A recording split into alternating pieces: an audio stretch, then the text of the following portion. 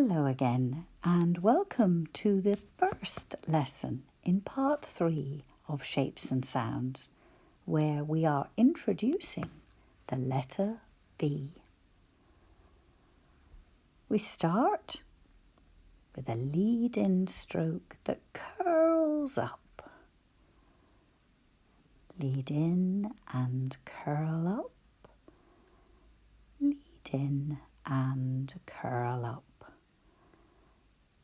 Now this letter doesn't go as high as the letter F that we did last time.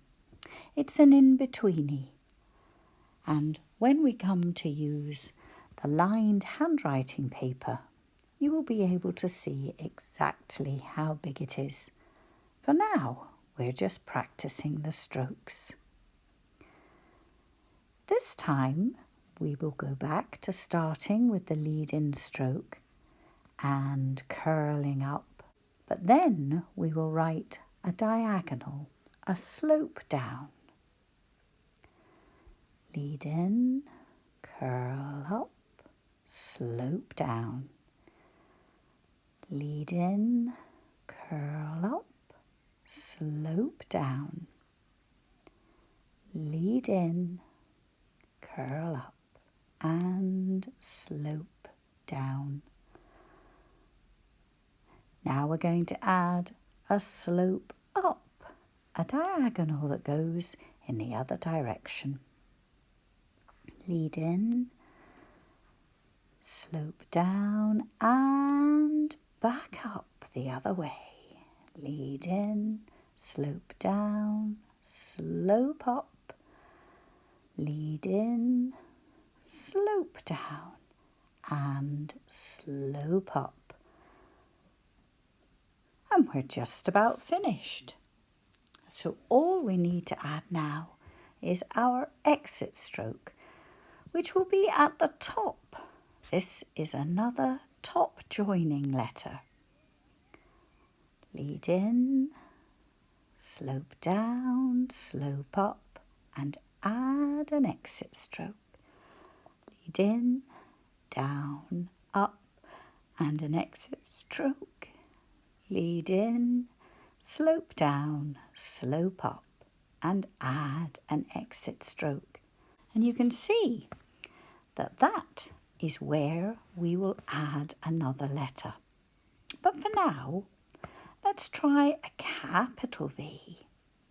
No lead-in stroke. We slope down and then back up again. Slope down and back up again, slope down and back up again. And a little letter V is exactly the same shape if we are writing letters that we do not join. So, a little V that we don't join, a capital V that we don't join, and a little V that we do. Printed letter V, a capital letter V, and a cursive letter V, ready for joining. Now remember, you can pause your video at any stage. Maybe you'd like to spend a bit longer going over these shapes. Come back to us when you're ready. Here we can see where our lowercase letter V and capital would sit on a handwriting page. V is an in-betweeny letter when we are writing the lowercase size, and when it's a capital it goes up to the top pink line.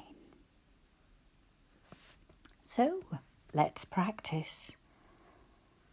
Lead in, and there we go. Lead in, slope down, slope back up, and add an exit stroke. Now we'll try a capital. Slope down, slope up, slope down, slope up. Okay. Slope down, slope up, slope down, slope up. The same shape as the capital, but much smaller. Let's have a go at joining this top joining letter to some vowels. First, we will join it to the letter A. Lead in, slope, oh, there we go. Lead in, slope, and we go across the top of the letter A. When we've finished, slope down, slope up, across to start the letter A. Let's have a go at joining the letter A to a V. There we go. And you can see how that joins. And maybe you would like to pause at this point to practice V, then A, and then A and V. Let's try joining to the letter O, because it will have a similar journey from the top of the V and over to then go back. There's our V over the top and back to curl round. Over and then back round. And if we do the letter O first, it's the same shape, but these two are both top joiners. So you can see the way the O joins to the V and the V joins to the O, and perhaps you'd like to practice. Let's try joining to the letter I. Lead in, slope up and down, and then we add the letter I right at the top. Lead in, slope up and down, and the letter I is joined at the top. Let's try those letters the other way round. This time we'll have I first and join. I and then the letter V. The letter E, we will also slope across from the top of the V, but we will go down a bit more. Slightly deeper slope to start the curl of the letter E. Slope down, up. Oh, there we go. Did you see? Our exit stroke on the V went down much further. There. And this time we'll put the E first. Lead in, slope, curl over, slope down, slope up again for the V. Lead in, curl over, slope down, slope up again, and an exit stroke. And to finish these letters, I think we will join the letter V to each of the vowels in turn.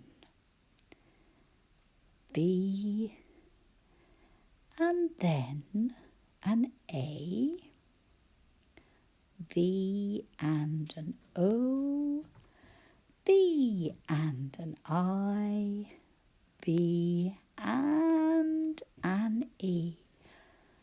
And the only letter that needs to be dotted is the letter I. How did you get on? Perhaps you'd like to have another go at that one. Well done. But I want to take a look at how we know when to use the letter V. You may remember this shape. It shows the inside of a mouth. And we can see that our teeth are at the back of our bottom lip for when we say V. Can you see these lines here? It tickles a little bit. And if you put your fingers on your throat, on your voice box, you can feel the vibration there as well. So this is how we know to write the letter V. F, our mouth shape is similar, but there is no vibration, no tickle if you like. V, when we feel that V, and our lips tickle a wee bit and the vibration is in our voice box, then we know to write the letter V. Thank you for joining me.